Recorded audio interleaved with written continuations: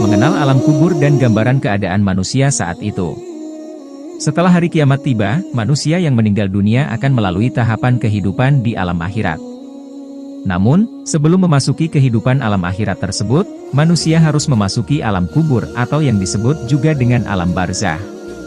Alam kubur ini pula yang disebut-sebut sebagai pintu gerbang menuju akhirat atau batas antara alam dunia dan alam akhirat. Mengingat secara bahasa, kata barzah mengandung arti sekat. Selain itu menjadi tempat tinggal bagi mereka yang telah meninggal dunia lebih dahulu hingga datangnya hari kiamat kelak. Bahkan manusia-manusia yang singgah di sana sudah ada sejak zaman Nabi Adam. Manusia yang berada di alam kubur akan dibangkitkan oleh Allah pada hari kebangkitan sesuai dengan surat Ghafir ayat 46. Kepada mereka diperlihatkan neraka, pada pagi dan petang, dan pada hari terjadinya kiamat. Dikatakan kepada malaikat, masukkan Fir'aun dan kaumnya ke dalam azab yang sangat keras.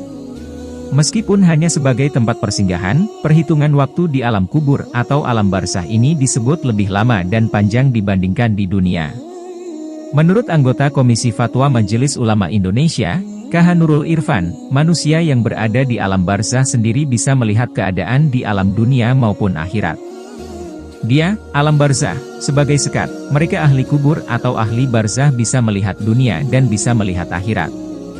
Mereka berada di satu tempat yang namanya barzah bisa melihat dunia dan akhirat. Selain diperlihatkan keadaan dua alam akhirat dan dunia, manusia di alam barzah juga ada yang sudah mendapatkan balasan akibat perbuatannya di dunia. Sebab itu ada istilah yang kita kenal dengan siksa kubur. Menurut Ustaz Amir As-Soronji, terdapat beberapa sebab manusia ditahan dan disiksa di alam kubur tersebut. Mulai dari tidak menutup aurat hingga melakukan riba semasa di dunia. Sebab tersebut diantaranya tidak membersihkan diri dan tutup aurat saat kencing, mengadu domba, mencuri harta rampasan yang bukan haknya, berdusta, mengabaikan Al-Quran, zina, dan riba. Manusia juga akan bertemu, ditanyai, dan diperiksa oleh malaikat Munkar dan Nakir di alam kubur. Para malaikat itu akan menanyakan tentang amal perbuatan manusia ketika menjalani kehidupan nyata.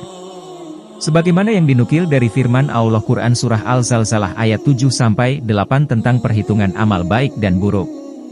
Maka barang siapa mengerjakan kebaikan seberat zarah, niscaya dia akan melihat balasannya, dan barang siapa mengerjakan kejahatan seberat zarah, niscaya dia akan melihat balasannya. Demikian penjelasan tentang alam kubur atau yang disebut juga dengan alam barzah. Semoga wawasan ini bisa membuat kita semakin meningkatkan bekal amal soleh untuk di akhirat kelak. Amin.